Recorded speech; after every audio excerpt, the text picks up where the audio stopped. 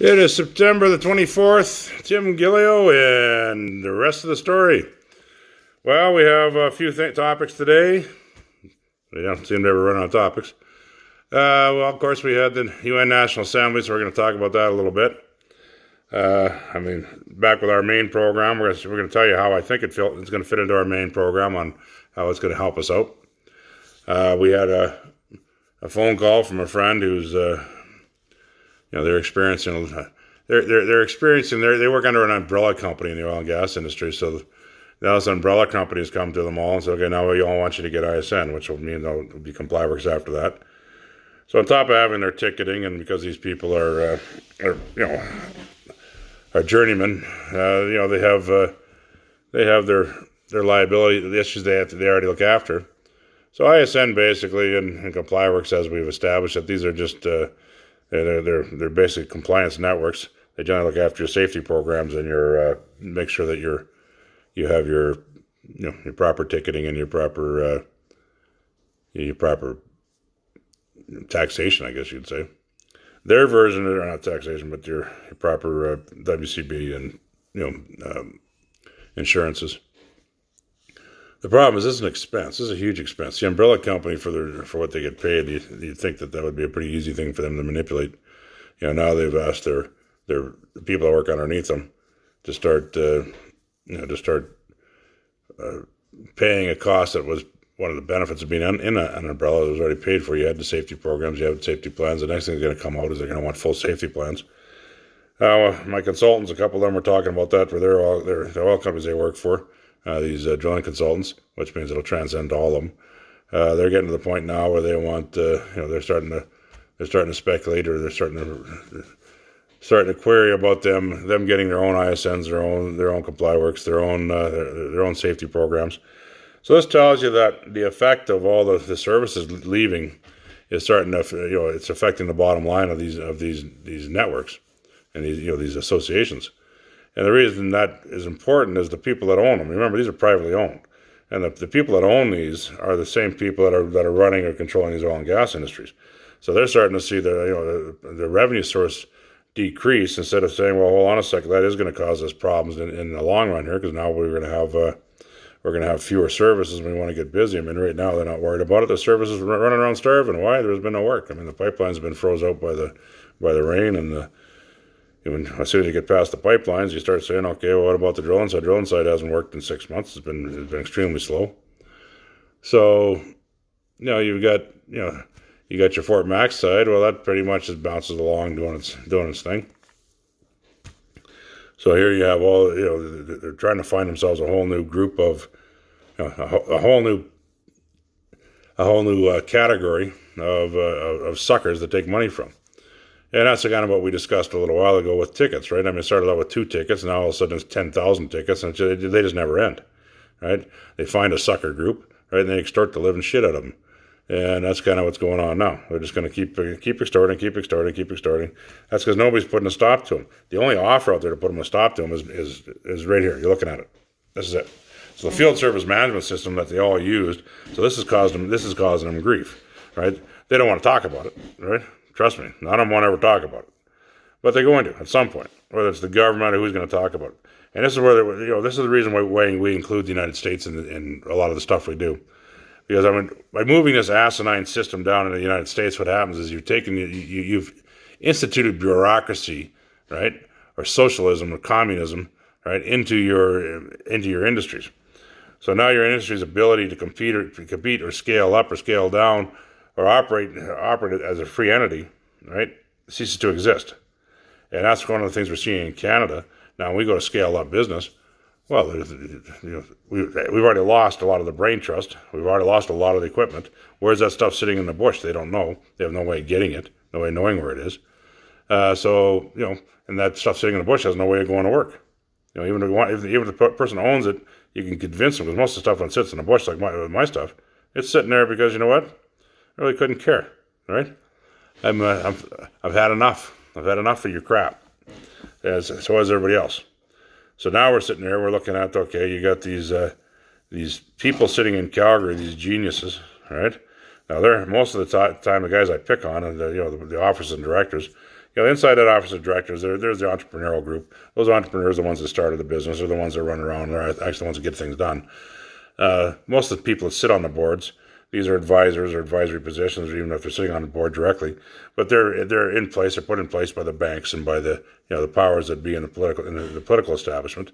So that whatever the political establishment of the day is operating or is running the country, those people end up sitting in those positions. So we change out from our current progressive liberal Marxist communist New World Order globalist crime minister and creature liberals over to say the Conservative Party, and or let's say even the PPC. For you PPC people, I'll keep you happy. How's that?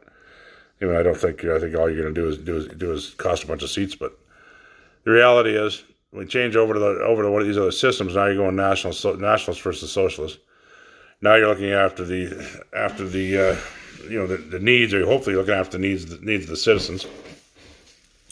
But that isn't always so, and that's pointed out quite often. I mean, that's one of the reasons we have these debates going between the PPC and the CPC right now, is because of these debates. I mean, they're ad nauseum. They drive you nuts. You can see the desperation on the PPC side. Unfortunately, they refuse to. In my opinion, they refuse to see the common sense. They're too afraid that the CPC, which, guess what? They got a valid argument there, is going to return. I mean, Harper didn't do a whole lot. I mean, think about it. The bureaucracy continued to grow, right? I mean, yeah, he was hamstrung by a lot of years, but even when he had a majority, there wasn't a lot of changes, right? There was not a lot of changes took place. When he did try to change the one thing the business relationship where it came to the dividends, when he wanted to start taxing dividends, he almost had a revolt in his own party. So that tells you that in that respect, the PPC is correct. The party itself, the hierarchy inside the CPC party obviously has some work to do. But that work, they just got a helping hand today. And I'll tell you how that happened. The speech that President Trump gave today had a couple key things in it. So he started out with Iran, of course. Iran being on everybody's mind. The world's going to war, World War III starting. Well, that's kind of what Trump's trying not to do. If you remember 2 years ago with North Korea, you had exactly the same thing happening there as happening now. So our the globalist elite shills, they can go out and it's the same crap over and over again. So basically, you can expect a similar outcome anyhow. Right now, he's moved some troops that everybody wants to bitch about. He's moved some troops over into Saudi Arabia. Well, that's part of a 1973 agreement which created the petrodollar, which gave the Americans the benefit over the rest of the world. To help Canada, of course, being the closest trade partner to them.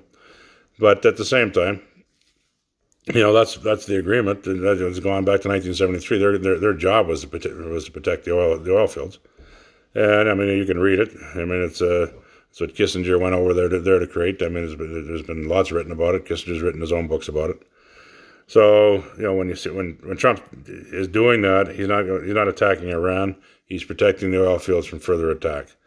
And I mean, even those missiles that were fired, they're blaming Iran for it.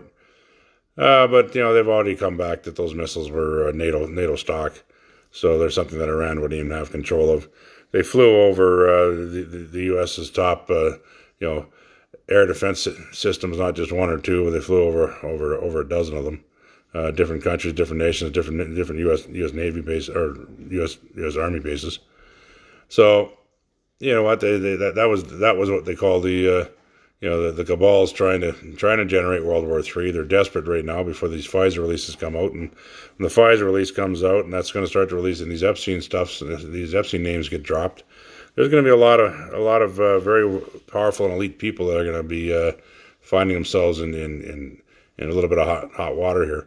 Now the Pfizer thing, you might say, well, it's American too, except for that involved the Five Eyes, which are the spy networks that work together around the world. For those that don't know it, that's the U.S., Canada, Britain, Australia, and New Zealand. So stay tuned for that, because you're going to see some of the names, especially on the progressive sides of these liberal Democrats, are going to find themselves in a great deal of hot water. So we move out of out of that, we get into what the speech contains several things. Now, if you're looking at what the benefit to us in Canada is, we have, as we've been identifying, we have this huge problem with corrupt government, right? I mean, our government's corrupt. The Americans have pointed out, as we pointed out in March, they pointed out that Canada is the Western world's leader in money laundering and and corruption and collusion with our governments and with our political class and our bureaucratic class, along with so we collude with the international criminal organizations, including drug dealing. That was a State Department release on December 8th when we had our Minister of Foreign Affairs Freeland there at a meeting with Pompeo, and I believe it was Mattis at the same time that they had she had Sajan with them, our defense minister. So when during the speech, it turned to terrorism, of course. Pompeo come right out right in front of them and silenced them both and said, "You keep bringing terrorists back in. Canada's become a hotbed and a haven for terrorists and for terrorist activity to be or a safe port to launch against the United States. You may not know where your terrorists are, but we do." And as you can know from the last few reports, it's the Americans notifying the Canadians, even when it comes to this RCMP intelligence officer just got arrested. The same thing. It's the Americans notifying the Canadians. Canadians aren't doing the job. Our politicians, our bureaucrats, are just so busy filling their pockets off your back and my back. They really couldn't give a shit about you. I mean, every time any one of us have ever had to go ahead and go have anything to do with them now, what do you find out, right? You find your taxes are still going through the roof. Every time you go do something, your taxes should have paid for that already, but they don't. Now you got a giant service fee on it. The person you're handing the service fee to on the other side, right? They basically, no matter what you want to do, it's no, even though it's written right there in gold, right? I mean, or black and white, anyhow. As we like to tell them, it's written in stone, but they don't seem to care about stone too much. We pointed to an article that we've given to the different governments. We've given it a copy to the industry, just so they understand. It's in no uncertain term. It explains how bureaucrats, they adapt the laws under what condition they choose that law to be applied at whatever day they choose to apply it. And there's not much you can do about it because we really don't have a lot of recourse. As we've painfully gone through this series to try to show you why you don't have recourse with the PMOs, with the PMO lawsuit, how that worked out. That was perfect. You couldn't ask for a better example of corruption, collusion, abdication, obfuscation, and we walked it down the line. It shows you just how corrupt our damn government is. We sent a copy of that off to the Americans, off to the White House, along with some other stuff. Trump today came back when he was done talking about Iran, talking about what he's going to do with Iran, which is basically a copy of what they did with North Korea a couple of years ago, which was very effective. So I imagine it's going to be just as effective with Iran. So what he's done now is we've turned around and he carried on to talk about the political structure of countries around the world. So he did it in two ways. He broke off the LGBTQ community. Now the reason being, you got to remember, you have the 194 or 193 nation members of the UN plus the 40 or 50 so non-members that are sitting here. You have the heads of state, so that's the prime ministers, the politicians, the presidents are all sitting. They're all at the assembly right now. So he's speaking to them.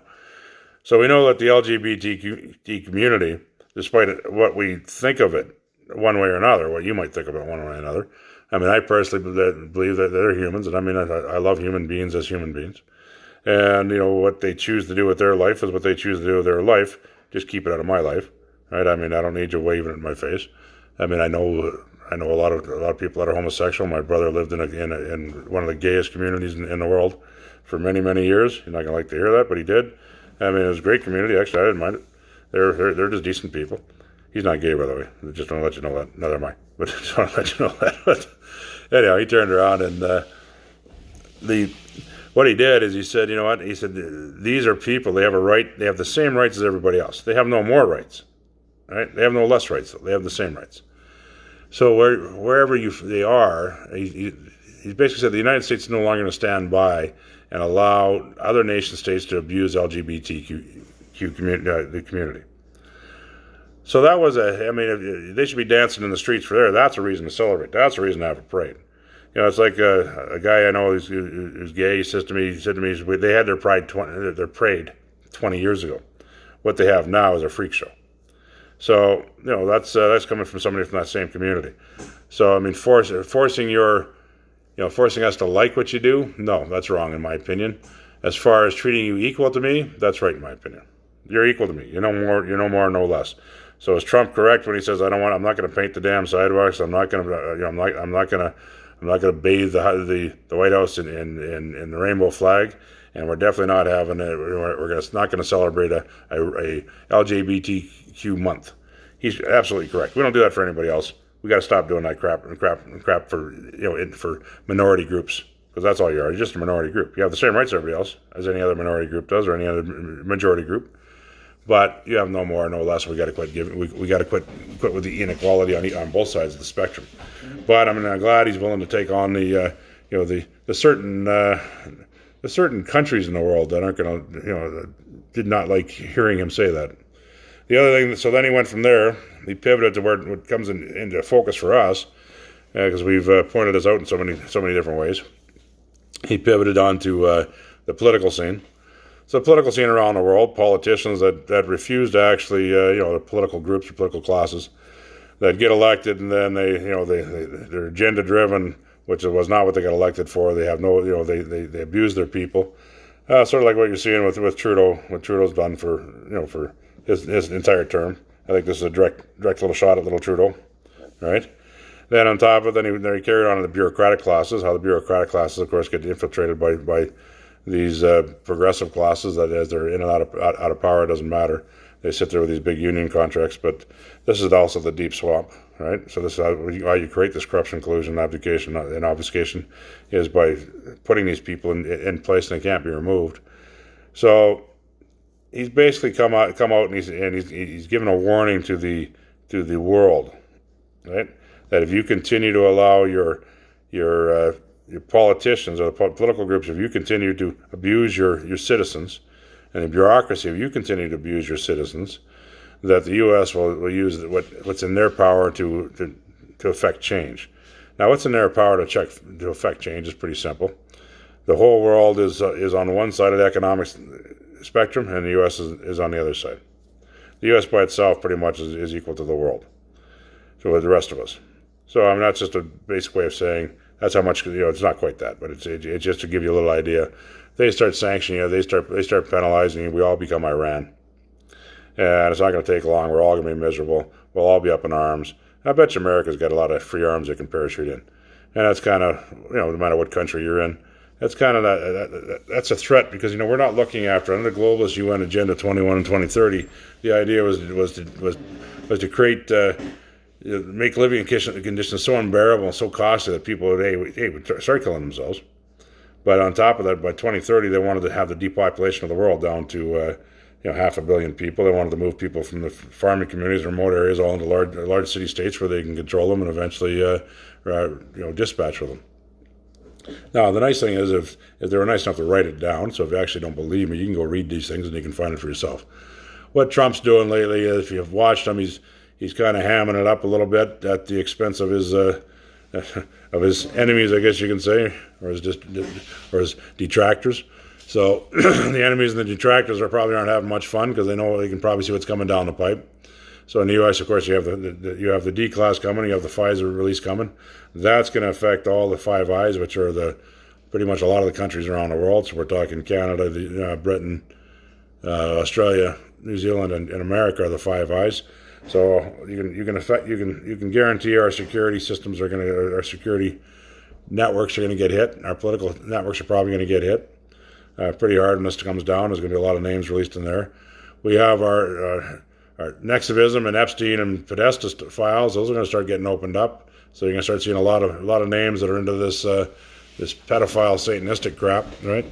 So when you start hearing that one, we're going to start finding out things that are going to change everybody's attitude when it comes to the world. But that's it's got to be done, right? I mean, enough is enough. So we get back to our industry now, the industry that I'm mainly focused on, the oil and gas industry. All those things are good for us, because that tells you that some of the, at least some of what we've sent down to the United States has been is in line with what they're thinking, right? Whether whether we had any effect on it, I doubt, but at least it's in line with what they're thinking. So we can go from what's in line with what they're thinking to where we're at. Where we're at today, we have this again. Now we have these networks, ISN and ComplyWorks, are out searching for more financing sources, or more for more people that they can affect their harm on. I mean, we've gone down this list 1,000 times. These are just extortion rackets, right? Plain and simple. The industry likes them. The industry doesn't. The industry's not interested in doing anything right. I mean, the industry's interested in getting along. They're just as much to go along to get along as anybody else. So I mean, they're going to sit back and wait to see what happens at the end of the election. And if the Liberals are thoroughly defeated and the Conservatives are in majority, then you're going to they'll change out their board of directors. They'll get rid of the Liberal or the progressive factions, so they no longer they no longer require them. And that's kind of where we're going to be at. So, then we'll see do we have to go that far? We're going to see. I keep telling everybody there's going to be an October surprise, and I believe there's going to be. There's just too much information out there sitting on the U.S. side with all this stuff going on and just waiting to pop. And as soon as that stuff starts to pop, if you look at the relationship between Trudeau and the Clintons, and Trudeau and the Obamas, well, the Obamas and the Clintons are dead center of this information that's coming out, this information release. So I have a funny feeling they're going to be part of the Trudeau's going to find himself involved in some of this stuff. But anyhow, that's it for today. I mean, if you want to support us, we appreciate it. I mean, it's kind of hard to eat air, but that's why we do this for you as much as we do it for anybody else. You want to sign that petition so we can get you into those certain classes. You want to talk to your bosses and talk to your coworkers. We're doing this for you guys. We're doing this for your industry. We're not trying to hurt this industry. We're trying to give this industry the ability to scale up again, and the ability to grow. Right? We're trying to empower you with safety and empower you with the environmental processes, not just a bunch of doghouse safety paperwork that everybody signs, and then when something happens, they use it against you. You don't even know what you signed off. So you have a wonderful day, and I'll talk to you in a couple days.